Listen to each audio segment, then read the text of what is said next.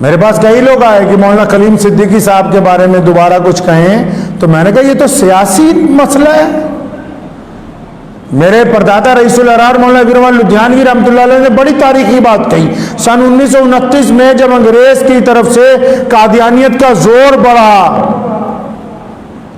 कई मौलवियों ने कहा यह खत्म नबूवत का मसला दीनी है। फरमाया दीनी सिर्फ इस लिहाज से है कि यह झूठी नबूवत का ऐलान करता है, लेकिन यह मसला सियासी है। सियासी क्यों है जी?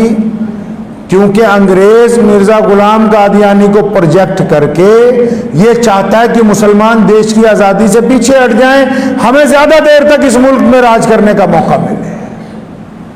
फरमाया जब तक इसको सियासी ताकत से जवाब नहीं देंगे मसला हल नहीं होगा। अब ये जो मुल्क में मसाइल चल रहे हैं बड़े बड़े, ये मजहबी मसाइल नहीं हैं, ये सियासी मसाइल हैं। और हजूर अकरम सल्लल्लाहु अलैहि वसल्लम ने मस्जिद नबवी की चटाई पर बैठकर सियासत की है, चटाई पर बैठकर, चारों खुलफा राशिदीन ने भी। अब अगर झूठा मुकदमा पड़ भी गया, अब सरकार को तो पता है कि भाई इन्होंने एक ही काम करना है, वकील करवा के देना। कईयों को मेरी ये बात चुभ जाती है कि जी बड़े मौलवियों के खिलाफ ना बोलो। मैं इसलिए कह रहा हूं कि भाई अगर किसी को कौम ने बड़ा बनाया, किस लिए बनाया? घर में बावर्ची खाने में जिसकी ड्यूटी है खाना बनाने की ना, शाम को नहीं पहुंचेंगे तो नाराज नहीं होंगे आप? घर में मर्द की ड्यूटी दौलत कमा के लाने की है, वो खाली हाथ आएगा, आप नाराज नहीं होंगे? मदरसे में मुदर्रिस की ड्यूटी तालीम देने की है, वो नहीं पढ़ाएगा तो आप नाराज नहीं होंगे? इमाम की जिम्मेदारी वक्त पे नमाज अदा करने की, और नमाज नहीं पढ़ाएगा तो आप क्या नाराज नहीं होते? पुलिस का काम लॉ एंड ऑर्डर को मेंटेन करना है, वो नहीं करते तो क्या आप हुकूमत से नाराज नहीं होते? अगर हर आदमी अपनी जिम्मेदारी अदा कर रहा है तो ये जिनको बड़े मौलवी बनाया, क्या सिर्फ जलसों में इनको जुब्बे पहना के मुसाफिर करने के लिए बनाया? इनको हमारा तमाचा देखने के लिए बनाया? इसलिए करोड़ रुपए की गाड़ियां खरीद के दी हैं इनको कि जब हम पर मुसीबत आए तो तुम चुप होकर बैठ जाना अपने घर में? इसलिए बनाया है क्या?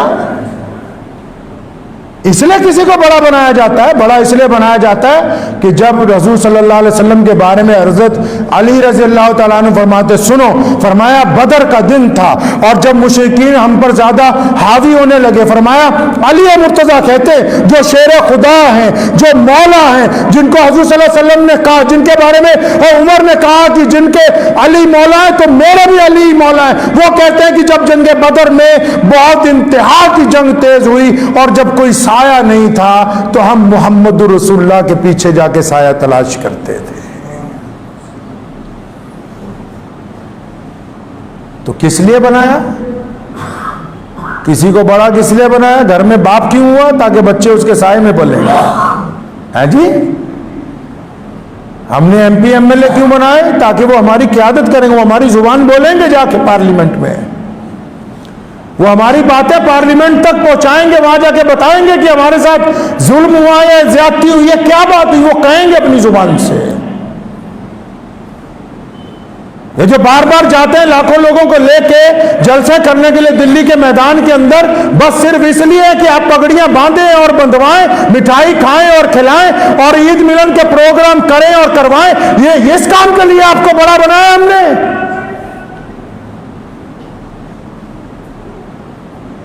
कि हमारी जब बेबसी हो तो उसका तमाशा जब पूरी अकवाम देखे तो आप भी एक तरफ बैठ के कहें कि हमने तो एक प्रेस नोट जारी कर दिया। बस प्रेस नोट अगर जारी करने का मसला है, फिर उसके लिए तो 2 सेक्रेटरी रख लिए जाए, पूरी कौम रख ले 2 बंदों को, ये प्रेस नोट निकाल दिया करें टाइम के ऊपर।